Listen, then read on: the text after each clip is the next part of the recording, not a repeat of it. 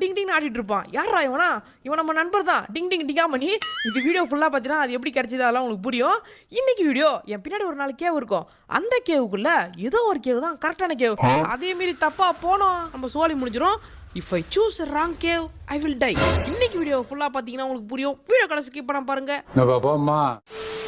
வணக்கம் நண்பர்களே, இன்னைக்கு என்ன பார்க்க போறதுக்கு முன்னாடி ரூனே ப்ரோ கூட்டர் சொல்லி நிறைய பேர் கேட்டிருந்தீங்க. என் பின்னாடி வந்துட்டார் இல்லையா ரூனே ப்ரோவையும் கூட்டு ஒரே அமைச்சிருங்க. தலைவரே எங்க உங்க சட்டையில இருந்த பட்டனை காணோம். ஓ பின்னாடி இருக்குதா? அப்ப தலை ஆனாவுனா இப்படி சுத்திக்கிறாருங்க தலைய. என்னன்னு பார்த்தா பட்டன், அதாவது அந்த கருப்பு கருப்பா வச்சிருப்பாரு. எங்கன்னு பார்த்தா அது முதுகுல இருக்குது. அப்ப மண்டை இங்க இருக்குது. தலையை சுத்திக்கிட்டாரு. ஐயோ எப்பேற்பட்ட கற்பனை, என்ன ஒரு அழகு. இது என்ன பண்றாருன்னு தெரியல. ஆனா தலையை இப்படி திருப்பிக்கிறாரு. ஐயா உங்க மண்டையை கொஞ்சம் திருப்புங்க. இப்படி உடம்புக்கு நேரா மண்டை ஒரு வேற மாதிரி இருக்கு ஐயா. இது திருப்புங்க. இது என்ன வீடியோன்னு பாத்தீங்கன்னா எங்களுக்கு பின்னாடி ஒரு 4 ஓட்டை இருக்கும். ஐயோ இல்ல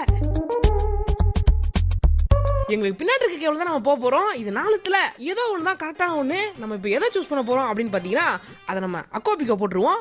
ஒன்று எதுலேருந்து ஸ்டார்ட் பண்ணுவோம்? சரி இதுலேருந்து அக்கோ பிக்கோ அமுதா வள்ளி பாம்பே போனா கிச்சோ, கிச்சோ மேலே ஏறி போனா அக்கா மக ஐயா இது என்ன இங்க வந்துச்சு. வேணாம் நம்ம ஃபர்ஸ்ட்லேருந்தே போயிடுவோம்.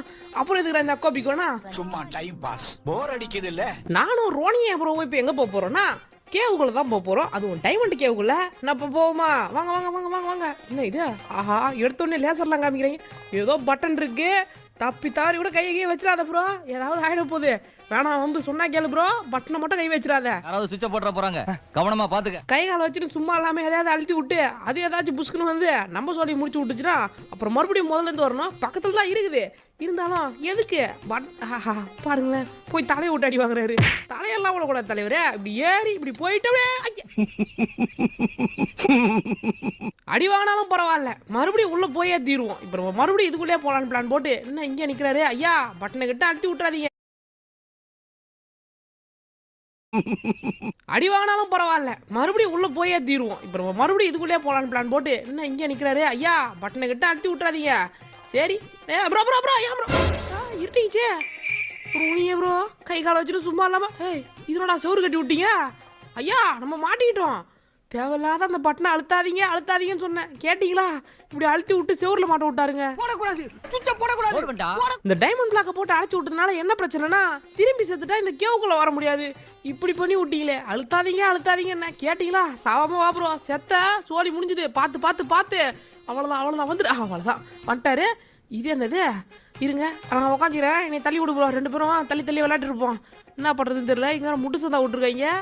என்னடா இப்படி கொடுத்துருக்கீங்க? ஏதாவது ஒன்று எழுதி போடுங்கடா. அப்படியே ஒன்றுத்தையும் கொடுக்காம விட்டாங்களே. ஐயா நான் உட்காந்துருக்கேன், என்னை தள்ளி விடுங்க. தலைவரே தள்ளி விடுங்க. என்ன பண்ணிட்டுக்கிறீங்க? ஐயா பிடிங்கிச்சு.